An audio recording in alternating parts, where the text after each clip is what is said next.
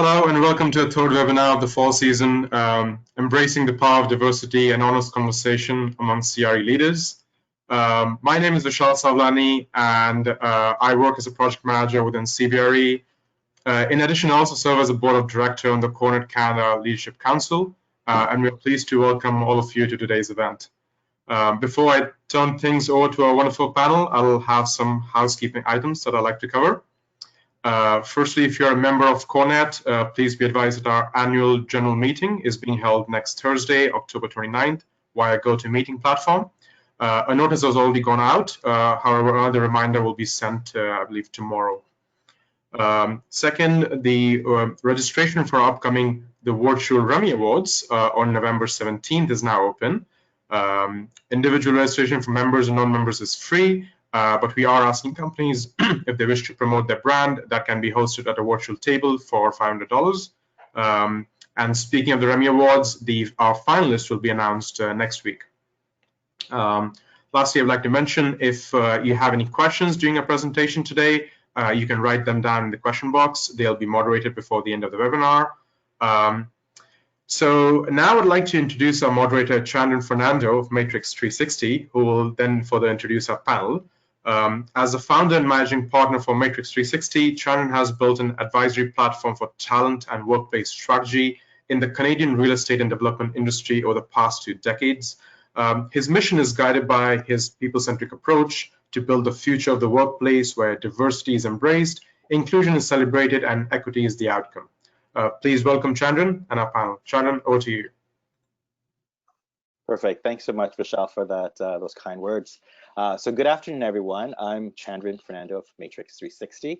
I will be the moderator for today's conversation, Embracing the Power of Diversity, an honest conversation amongst commercial real estate leaders.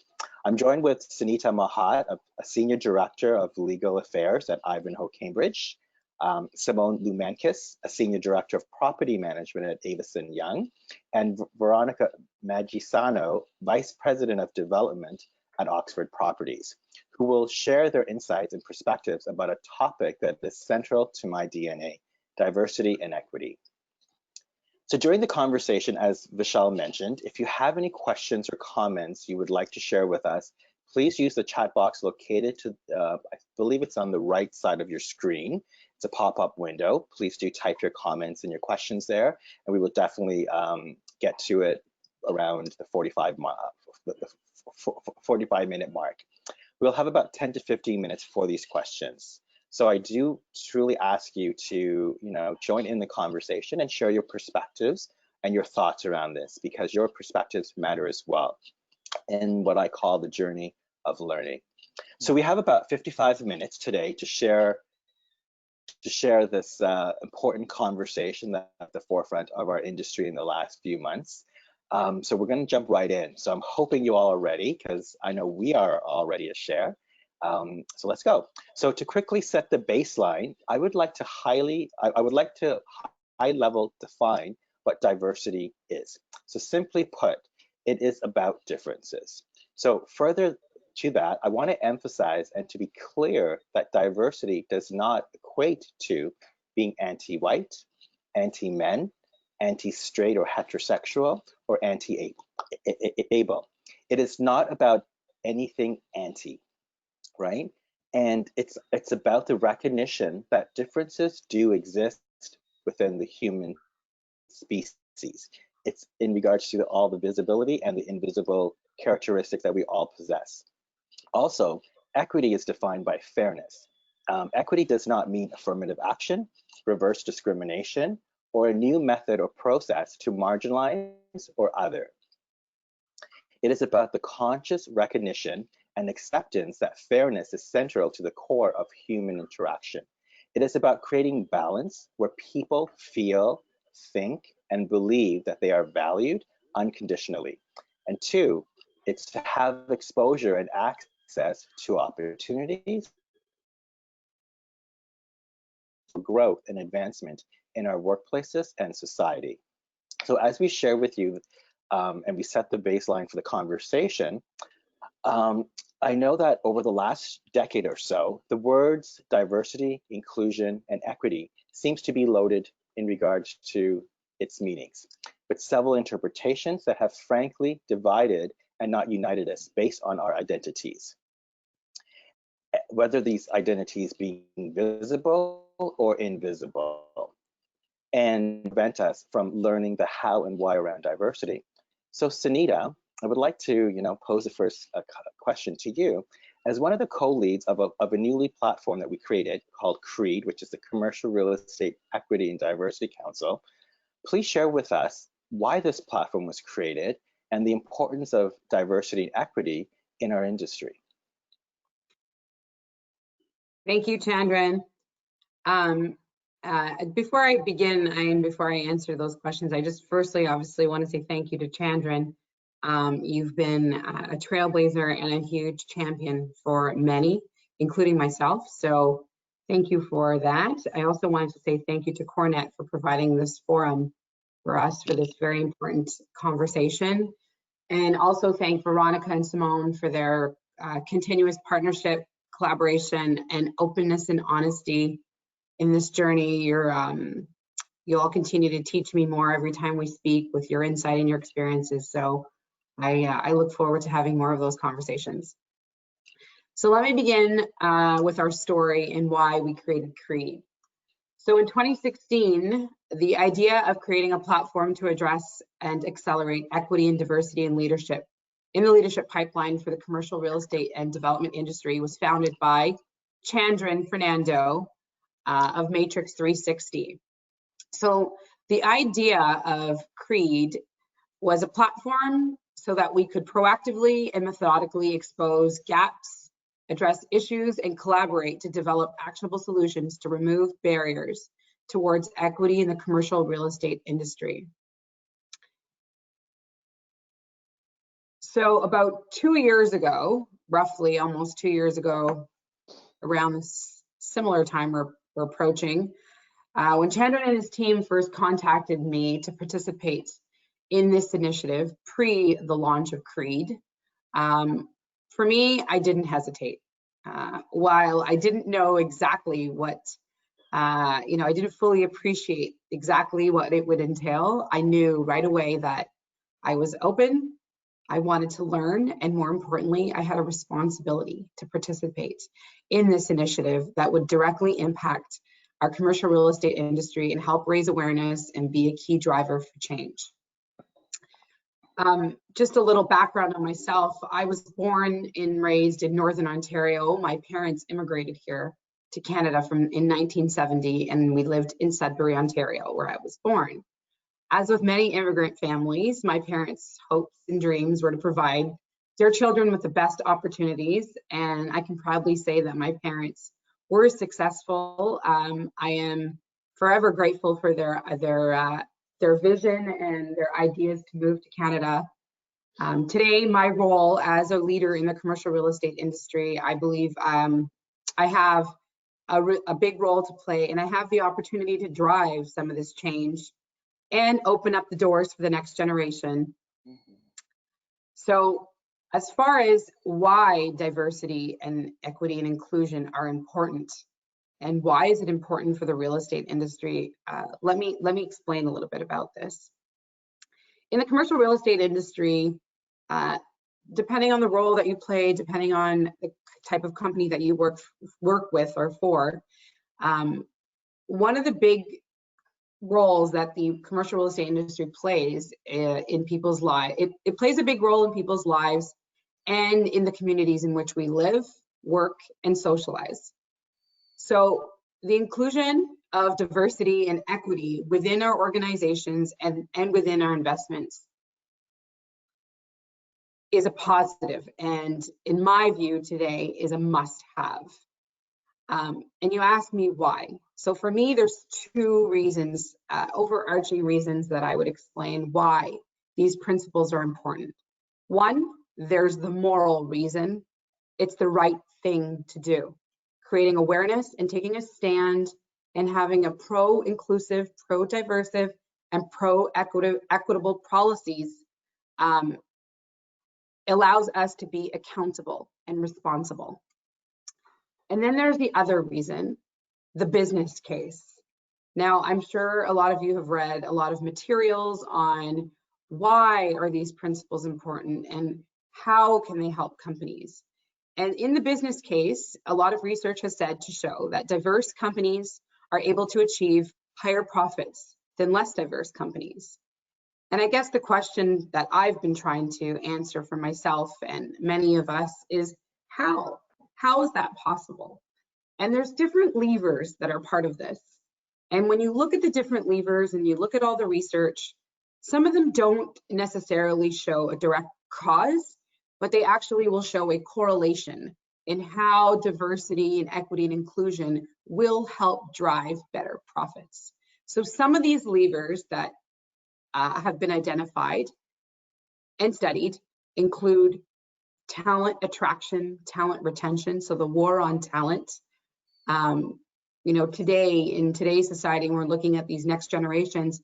What are the important things that the next generation and the talent is looking for within our organizations? Can they identify themselves within our organizations? Is this a place they want to work? What are the values that are important to these organizations? These are things that are being reviewed when talent is looking at which company they want to come and work for. It also drives increased employee engagement. I'll come back to that one in a minute because I think that one is really important, and I'll try to give you an example of how I think it's important. Another lever that helps drive the business case is improved decision making. It is said if you have diverse perspective, diverse experience, diverse insight at the table, your decision making will be improved. If anything, it may be even faster. It also allows for improved understanding of the customer. It's important to understand who your customer is and what is important to your customer. And if you have that perspective within your organization, within the senior ranks of your organization, it'll help you make better decisions, which in turn will help you drive better profits. And another big lever as far as improved profits is the enhanced innovation. I think you hear the word innovation a lot today within the real estate industry. And if you don't have all those different perspectives at the table, you're going to miss something. And I think that's really important. So diversity in of itself, as Chandran's explained, includes a variety of attributes, but having diversity alone is not enough. You need to have inclusion, because just because you're diverse doesn't mean you're inclusive. So having those inclusive opportunities and having those opportunities to have those conversations and be part of the decision making, being part of the solution, I think that's really important, and that needs to happen at all levels in an organization. Mm-hmm. So coming back to the piece about employee engagement. So the other day we were having a conversation, Simone, Chandran, Veronica, and I, and if you break it down simply, and I don't want to say that this topic is simple by any means, but if you take, for example, there's a project happening in a company, and you know, you want to make sure that you have all the right people around the table, you want to have all the different perspectives. Just the concept of alone being requested to come to the table and to share your perspective, that alone can increase the engagement level so much. We talked about, you know, how when an employee is engaged, the engagement level is enhanced, they're going to naturally want to perform and do better for the organization.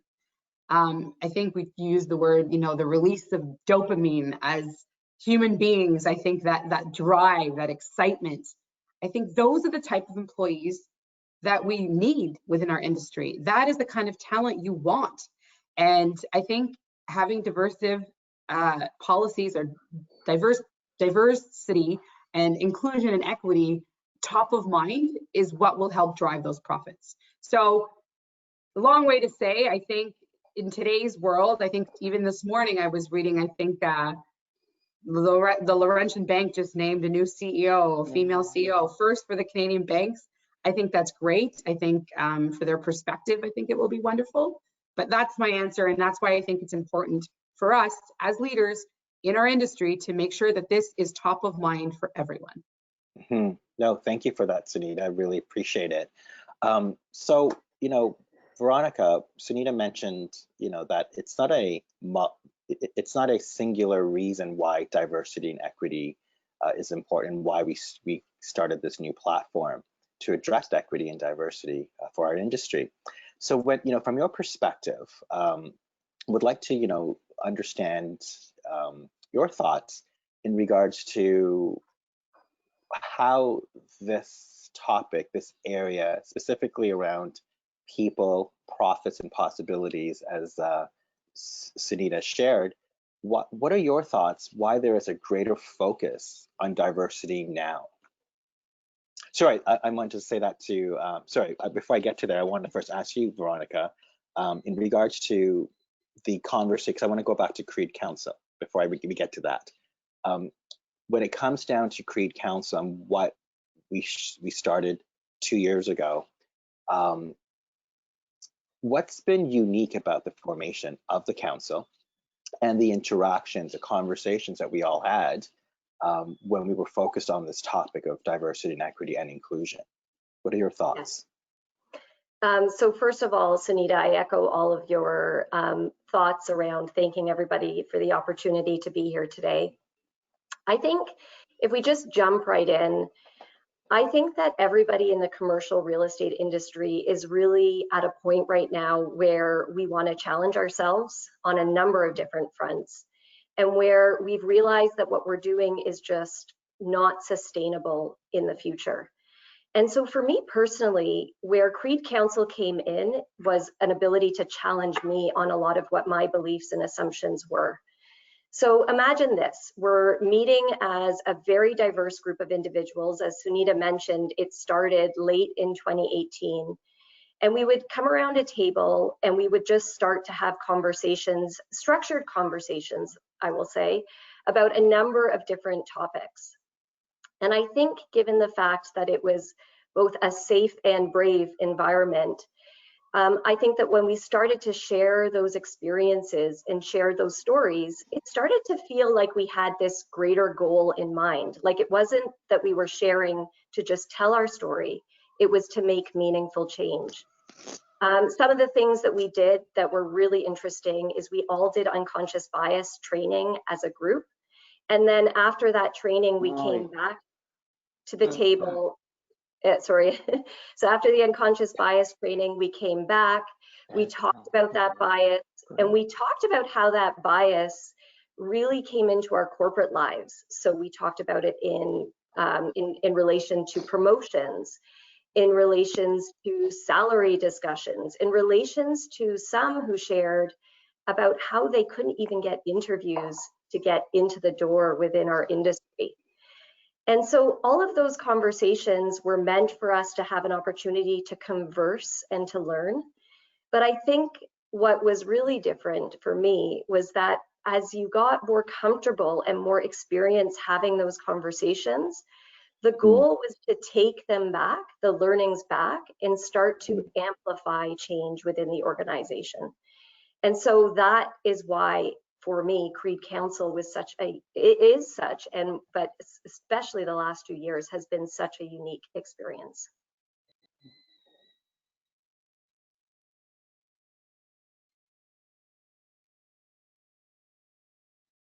I think Chandran might be frozen. Chandran? Well, I can pass on to you, Simone. Maybe let's hear your thoughts.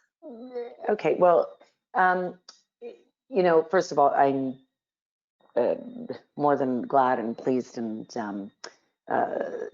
thankful to be here to have these conversations, to CoreNet and to everybody who's signed on and wants to listen and be part of the conversation. I think it certainly speaks to the fact that there's a lot of people who are willing to be allies and supporters and real change agents. So, you know, one of the things we had discussed and that's come up now and I think has been very important in the conversation is the overall focus on diversity and inclusion has gained momentum over the last many months. within corporate Canada. And, you know, a lot of people are saying, obviously, well, why now? Why is there a greater focus on diversity? And I think, you know, one of the keys is that in 2020, we're experiencing this trifecta that's happening, right? A global health pandemic, which is leading to an economic crisis that has been punctuated by the exposure of social injustices faced by people within our communities. And companies can no longer ignore the imbalance between the powerful and the privileged and the rest of us. So, you know, organizations are directly affected by the negative physical, mental, and financial impact that this trifecta is having on their employee base and their profits. National business leaders and investors have put organizations on notice. They're telling people, they're watching and going to determine who they will and will not do business with. And their performance measurements are based and heavily weighted on diversity, equity, inclusion, along with environmental responsibility. So I think, you know, this focus, particularly from business leaders and nationally within Canada, and certainly within real estate, is because people are starting to understand that through the dismantling of, you know, oppressive, discriminatory, exclusionary systems, be that within hiring or promotion or performance measurements, those things that discourage diversity, equity, and inclusion, and substituting them with programs and policies that are based in DEI, it improves the mental, physical, and financial well-being of their employees, which manifests, you know, to add to what Sunita said, into an engaged workforce that becomes committed to the well-being and success of the company. And companies right now have the chance to seize the opportunity to really focus on diversity, equity, and inclusion, because they create uncomfortable conversations. It requires companies to take a look at themselves and admit where they haven't been doing well, where maybe they have failed, where they can improve. But the time is now. There's momentum, but also the barriers to change have been taken down. So we're capitalizing on the moment to create a new movement.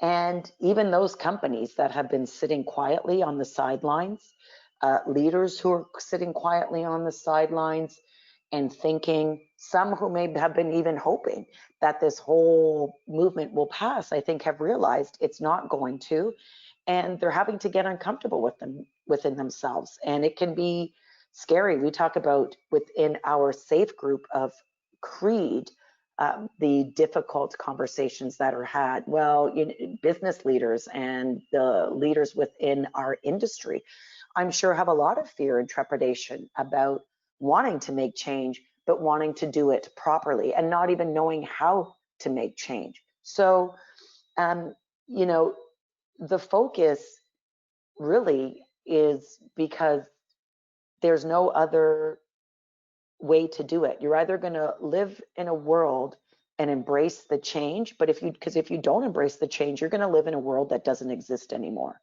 And our new world is focused on diversity, equity, and inclusion.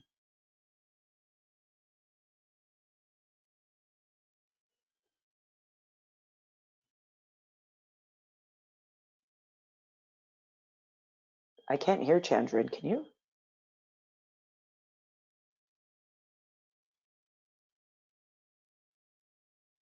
Oh, can anybody hear me? Yes, I can. I think Can you hear me? just Okay. lost. Yeah. And in the meantime, I do have a question actually before Okay. Shannon comes in. So, you know, thank you for sharing all of your stories and why you were joining the CREED Council. Something that came to mind when I think Sunita was speaking, sharing something about immigration. I was thinking that, you know, like why do people move? And people move and immigrate because humans, you know, when they're looking for more and better opportunities. But in addition to the opportunities, they are also looking for this, I would say, sense of belonging. And the sense of belonging comes in two aspects, like, you know, one within your community and one within the workplace. So Canada is, I mean, truly diverse. It's truly a melting pot. But that's where the conversation leads: is are the workplaces truly inclusive? Because I can share sort of my experience when I sort of moved over from Dubai to Canada a couple of years ago. And I was working for JLL back in Dubai, but a number of sort of employers mentioned this whole idea about, do you have the Canadian experience? So what do you guys think about that sort of a discussion where, you know, employers are willing to get new employees and people who have, you know, have diverse sort of backgrounds and cultures, but then we put sort of certain stones in the way that, you know, Canadian experience. I mean, it's obvious that how can a person who is moving from one country, they don't have the Canadian experience, but they're bringing something else to the table. So how do you guys navigate that within the organization? So I don't know, I could take a crack at that one if I can take a first crack. That was actually one of the questions that was part of our various meetings over the 2 years before we came to CRE. And I remember this one specifically, Vishal. And I find it fascinating, especially in today's society, as far as what is your Canadian experience? What does that even mean? I honestly, when I saw that question, I thought it could mean so many different things for so many different people. And, you know, what is it that this person is bringing to the company is what needs to be the focus. Yeah. So your experience, if you're coming in from Dubai, for example, when you moved here, I think what the company is missing the mark on is realizing, hey, what does Vishal bring to the table that we don't have? And that's the question that needs to be asked. As far as your Canadian experience is concerned, to me, I mean, I would think that question would be more focused on, you know, are you familiar with, you know, employment laws in Canada? And are you familiar with, you know, more administrative things? I guess I think if you're smart and you're sharp and you're hungry and you bring something different to the table, you will adapt.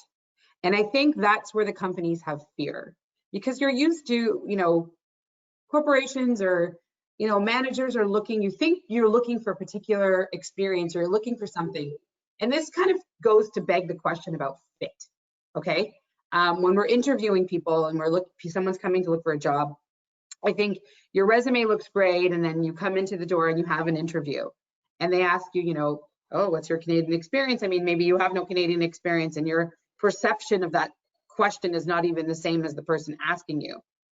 And they're looking at you and they're meeting with you and they're speaking with you. They're like, okay, well, Vishal has all the skill sets. Is he going to fit into the company? You know, that's a big question. And I learned that very early days when I was even applying for jobs, that word fit. And I think for me, at least, that question needs to be reversed and flipped.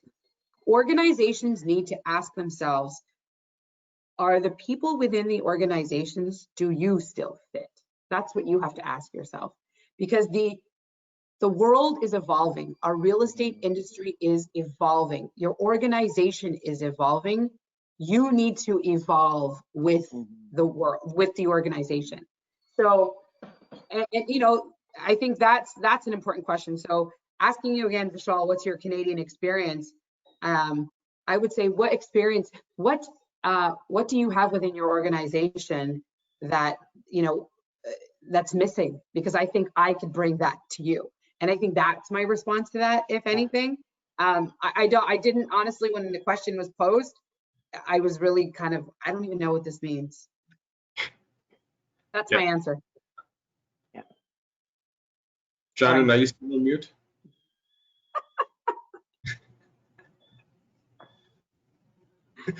Technical problem. We can't hear you. We can't hear you. Yeah, we can't. Bye, I think, no, okay. I think, I don't know, Veronica and Simone, if you want to answer the question too. Well, I'll take a stab at it, and maybe I can somewhat veer off and pivot a tiny bit here. which is, it's just to say that each of us have so many personal experiences, and by being able to sort of tell our truths, that's when we can make some really meaningful change. So for me personally, I've noticed a huge a change in myself since joining CRE Council. So I've come from a background in engineering and obviously in real estate. I've been in the industry for over 15 years. And even myself, let me assure you, I've heard it all throughout the years, you know, like I'm too aggressive, not aggressive enough, too confrontational, too emotional. And so at times it felt exhausting, and it was tough for me to find my own voice within the industry. But by being involved in CREED, where we were able to dialogue about these things, just like the question you just asked, Vishal, it's given me the courage to speak up. It's given me the courage to tell my own story. And it's also given me more of a platform to have these conversations with other people so that they can share their experiences with me. And I remember in one of the meetings, somebody said, well, you know, like, look at you, Veronica, you are the stereotype of a woman who's doing well in our industry right now. And instead of getting stuck in feelings that would just polarize us further in that world, we were able to, as a group, slow down, unpack it, and move forward with both shared understanding on both sides of the table of what our individual experiences are. So I think by having these conversations and by telling the truth, I know now after 2 years, I feel more prepared to have the conversations, and I am definitely grateful of that, for that being where we are in 2020 today. Simone, I don't know about what changes you've seen in yourself since joining CREED. Well, interesting. You know, I specifically remember, as it does, that conversation about Canadian experience. And, you know, I had an immediate response, which is that question is based on fear, ignorance, lack of understanding. If somebody is in an interview and asking, you know, somebody new to Canada that question, unless they are going to ask it specific to, if you are an engineer from X and X company, do you have a Canadian certificate or qualification that says you can practice it here? Or a doctor, do you know Canadian property law? Do you know anything about regional legislation surrounding health and safety and things like that? Because, you know, similar to exactly what Sunita said, there is a benefit if somebody understands the regional or Canadian laws, legislations, and things like that. But that still doesn't really mean that they are unable to execute in a role. And furthermore, when you're talking about diversity, what better way to compete, not only nationally, but potentially if you are a global company, or you have, you know, even within North America, to have people that are from other markets. You know, we don't live in a national economy anymore. We live in global economy. And so the idea that Canadian experience somehow is going to mean or translate into better or a better fit, I think is a complete fallacy. As for how being involved in CREED has changed my focus, I really think it's changed my focus to me. So it's changed my focus more from, I know, you know, what I do in the industry and I love it and all those things, but I think it's changed my focus to asking questions such as, where do I want to work? With whom do I want to work? Who do I want to report to? What organizations, industry organizations do I want to align myself with? Because I, you know, really now focus on, I want to be someplace where every difference that I have with every other person I work for is acknowledged, recognized. I can be authentic, and I can have, you know, and I can reciprocate that type of relationship. Mhm. Yeah. So I'm back. Yes. So sorry, Yeah. I've had technical difficulties, but I love Welcome that back. this conversation. Thank you. I love that you you asked that We question. lost Veronica. Did you? I don't know It's- where she left. She went. Yes, I think it was, we're in the same area of the city, so I think Bell, Okay, there's some the issues. gods of technology, right? So I really want to, you know, I love that you, and thank you, Vishal, for actually exploring Yeah, it was a this, great this question. Yeah. particular, this particular area of what diversity in Canadian experience is. And I'm sure you all covered this, but I want to really, and if you haven't, I'm going to, you know, ask this question as well, because, you know, the idea of Canadian experience is really stems from this notion of stereotypes, assumptions, and biases, you know, and they're the triggers that influence how we actually interact with each other, right? What we welcome in, what we push out, right? So specifically in workplaces, Canadian experience, you know, so I want to, you know, is Veronica back? Yes. Okay, great. So I want to ask you, Veronica, so we're going with the same flow with the Canadian experience thought process around it. I want to really, you know, unpack this concept and this word that you used recently, which I love, the moral privilege, right? So as a commercial real estate leader, how are you utilizing your moral privilege to evolve our industry so we are truly moving towards the end goal of which is equity, right? Okay, so I apologize for being kicked off. Can everybody hear me? Yes. Yes. Yes, okay, great. So moral privilege, great question. And I'm gonna give one example. So somebody on our team recently went off on maternity leave. And, you know, as I referenced at the beginning with CREED, for me, it was really about me being able to challenge assumptions. And so what CREED enabled me to do was actually challenge my own patterns and beliefs as it related to my own maternity leave. So I've had two, so I can speak from some experience here. Some of the typical approaches are really you have a party and then you go off, and for the better part of a year, you really are, you know, you're at home and you're having that experience. But here's what I started to challenge, and that was that just going on maternity leave really doesn't mean that you're incapable of being kept in the loop. And so when my colleague decided to go off on maternity leave, I asked her, I said, you know, how would you feel about meeting monthly, and so that you and I can have a conversation about what's going on in the team?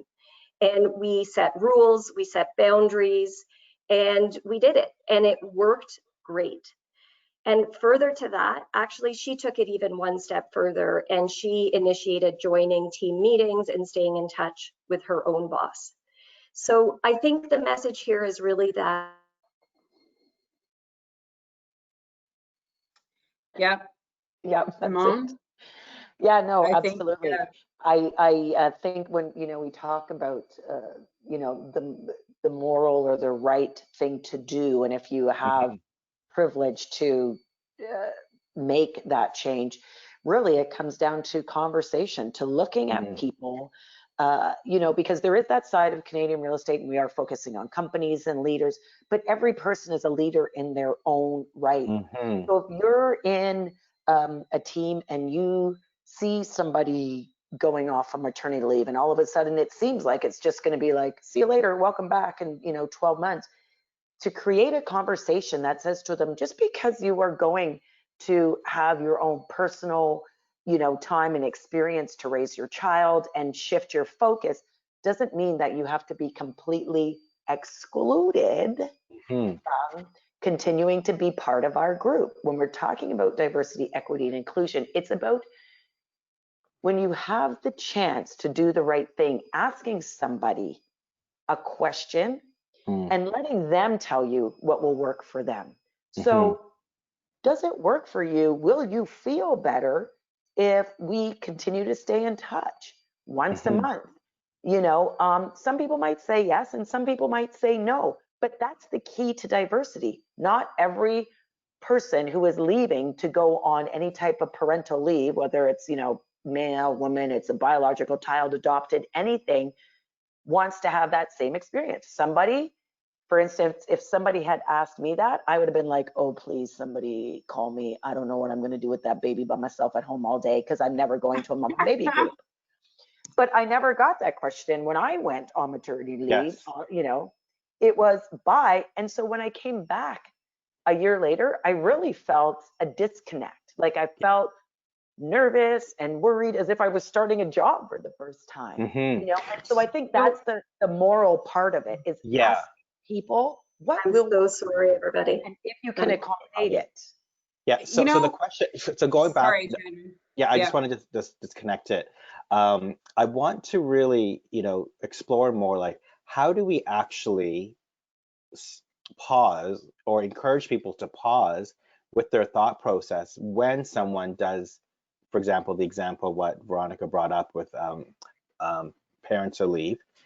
How can you encourage people to pause their thoughts, their beliefs, their perceptions, which sometimes can be linear, that this individual is going to be piecing out, and would he or she be able to return back and carry on where they're at? And then on the flip side, when this individual does leave the office space, how can we guarantee and welcome them back so that they're going to be connected to that point for the career progress? So what are your thoughts about that, Sunita and Veronica? Well, I guess I want to try to just kind of follow up on something in connection with this.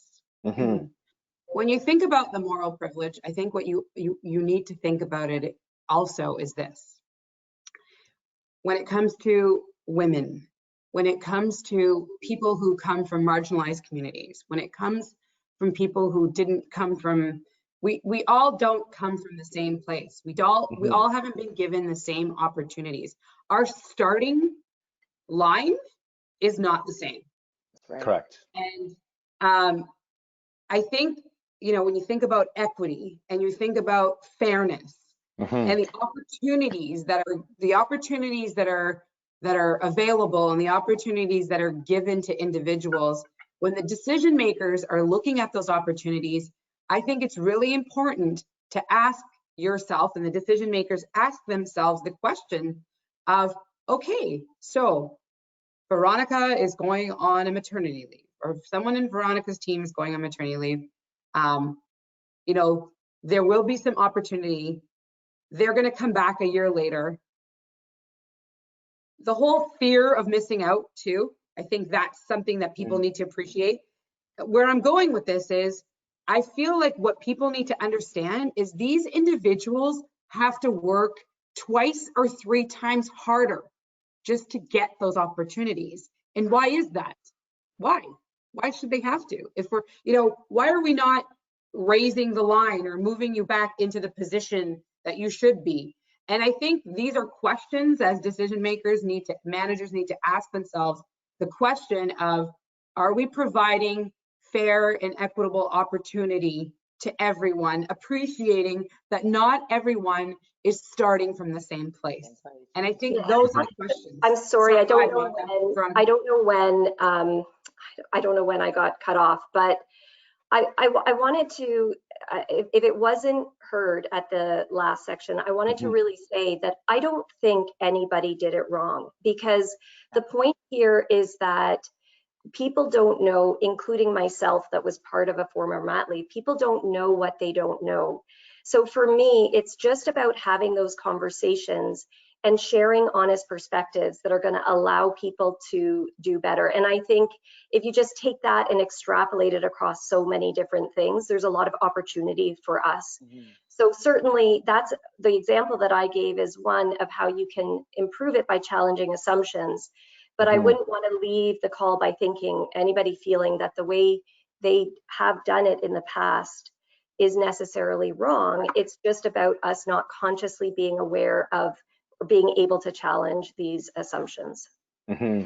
So it comes down to, how do we evolve our thought processes so that we become more mindful that there are a variety of perspectives based on your level of experience and in your exposure and your experiences per se, right? Yes. So because being mindful of the time, I want to ask one more question before we open up to the audience. And it's connected back to this conversation. This is great. So as individuals, what can we do within our workplaces, within our society and our communities to really spotlight the importance and the value behind this conversation, that it actually becomes, part of the core essence of the workplaces? What are your thoughts around that? And I'll start with you, Sunita, and then we can move to Simone and then Veronica. Well, firstly, we could do what we're doing right now. Having these conversations, not turning away or shying away. Yes. When somebody asks you to have these conversations, I think having the courage, and I think the word that Veronica used earlier, and I know Chandran, it's creating the brave space, the brave spaces where you can be brave and have courage. I think that's something that we should do, we should continue to do, is creating those brave spaces and being open. I think open is a really, really important word. There's no, like we were talking about a playbook. I mean, we're all human beings and we all have unconscious biases, and we all have our upbringing, and we're products of our environment or the result of our environments and our upbringing. But I think creating those brave spaces, being open, giving room. I think, we all have strong personalities, and sometimes you need to be aware of yourself and your personality and making sure you're being inclusive and you're giving room for those other perspectives and being open to the differences. I recently read an article where it talked about dissent. If you want change, you need dissent. Yeah. And I think that's for me at least, in every facet. So whether it's obviously on a personal front, if you want to create change, and within our organizations, within the decisions that we make, the business decisions, whether they're investment decisions or within our organization and about our people, I think you need to be open and you need to listen to the different perspective. That's what I would say. No, absolutely. Absolutely. No, thank you. So it's about curiosity. It's about being open. It's about, pushing beyond that comfort zone of the risk. And Simone, what are your thoughts in regards to this? I think in order to push the conversation forward, but also as my fellow CRE members know, I'm a person of action and accountability. So conversation is fantastic and all those things, but really, I think what we can do, a few things I'll touch upon as an individual, and no matter in your personal, professional life, at work, within your communities, is to first and foremost be introspective and look at yourself. Go back to the definition that, which is a simple one, but it's true, and you can read it, from many well-read, spoken authorities on the topic of diversity, equity, and inclusion.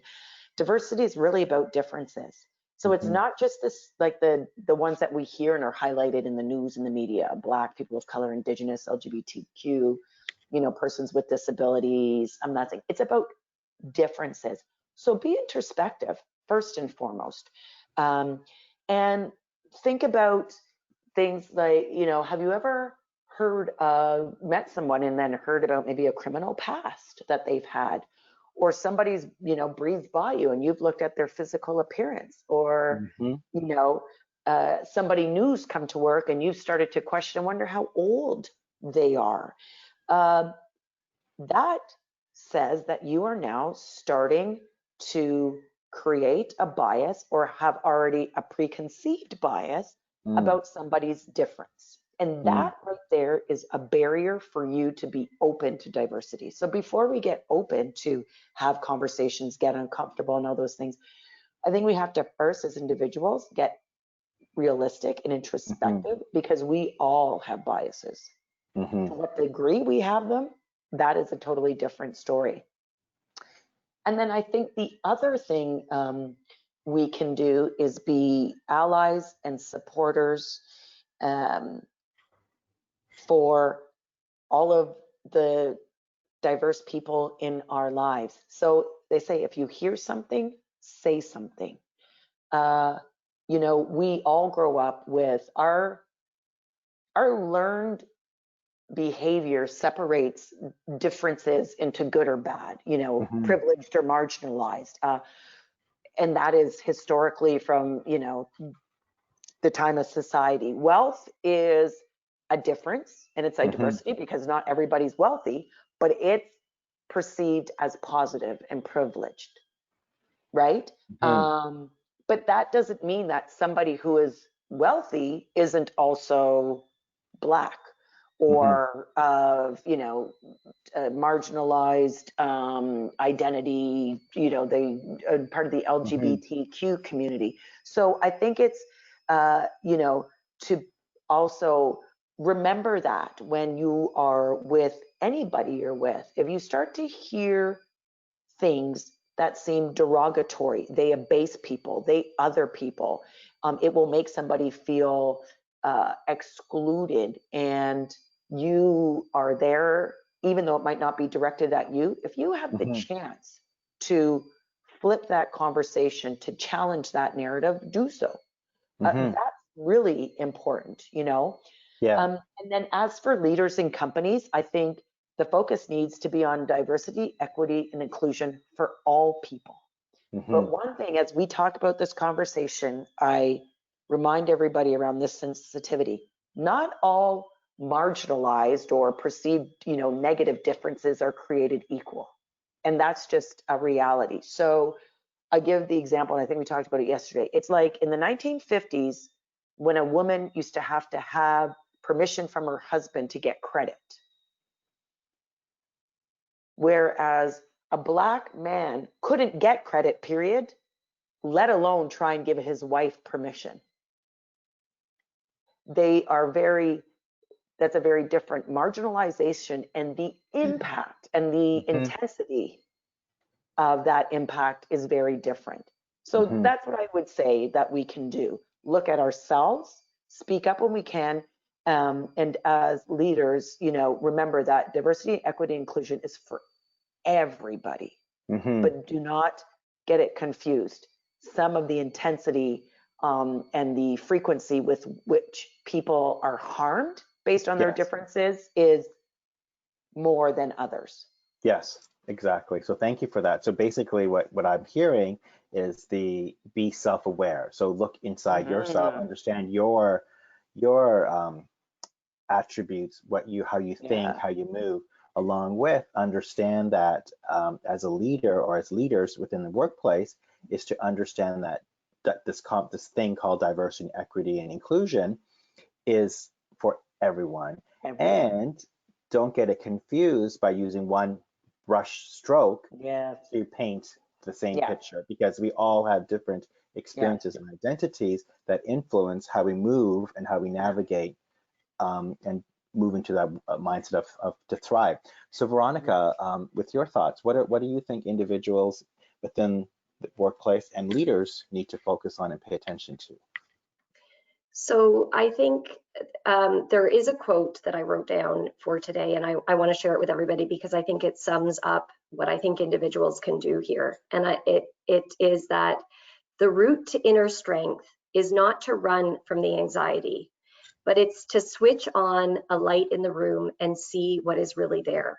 So my advice to individuals is to switch on the light in your rooms and look around. And I think by doing that, if you just take that one action, you will start to ask key questions that will drive change. Like, where are we recruiting from? What is my bias?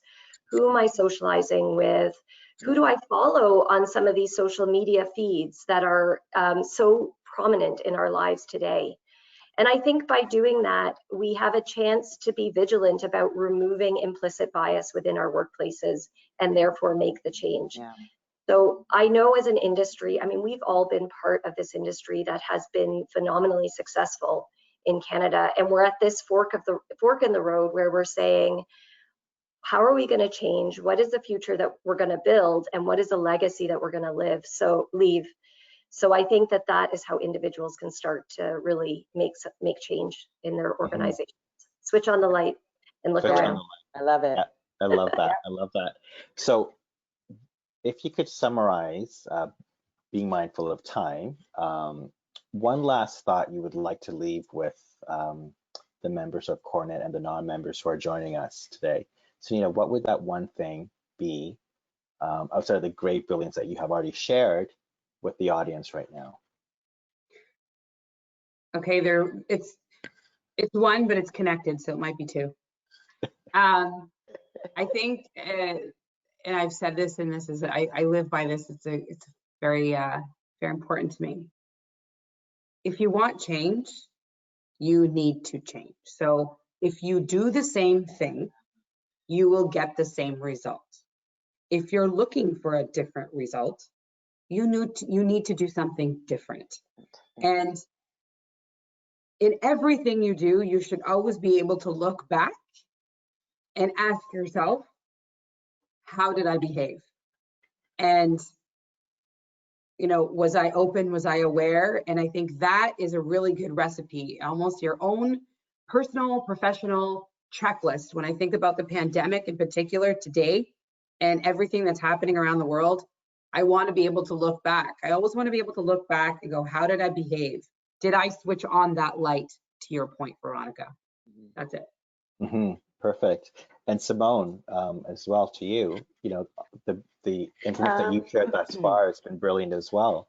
What's that one thing? Two things. Yeah, I always quote, one of the things, my personal philosophy, and I certainly remind my daughter of this all the time. Everything we want is on the other side of fear. It is probably the most debilitating feeling, psychologically, emotionally, physically, that human beings experience, that stop them from doing things or make them do things they would otherwise not do if they weren't afraid. So there's that.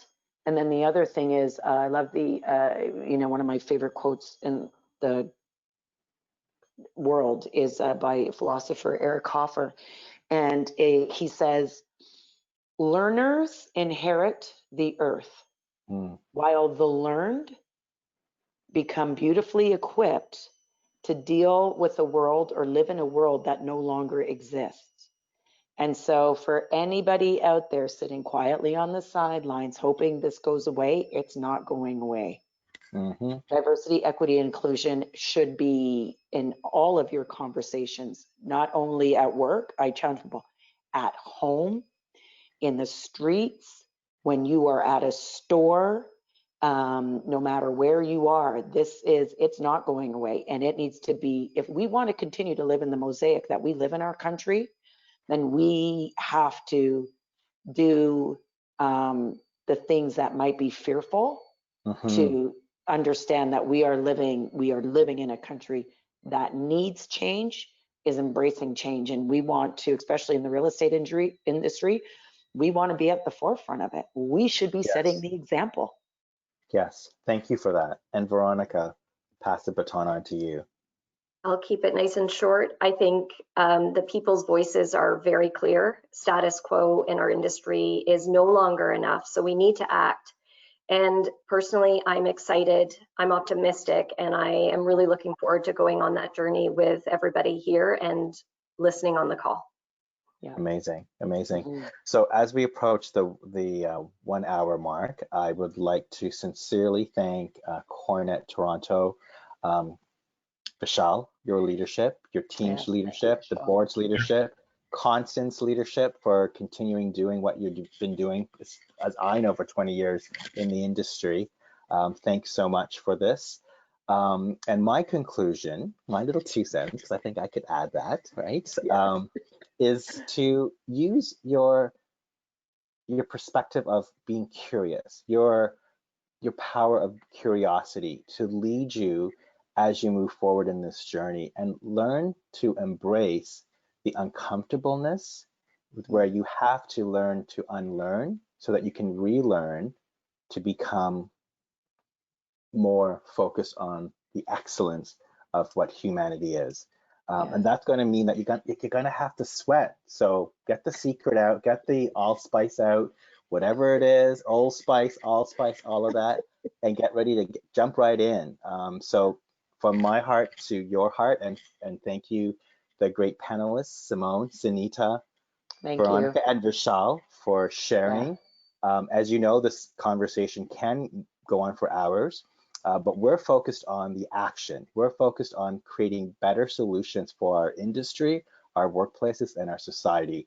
So I encourage each one of you to check out our website, equitymatters.ca for CREED Council. Get curious to learn, to be part of it. And I'm sure we will be seeing each one of you very, very shortly. So peace out. Enjoy. Thanks, everyone. Take care. Yes. Bye. Bye. Thank you.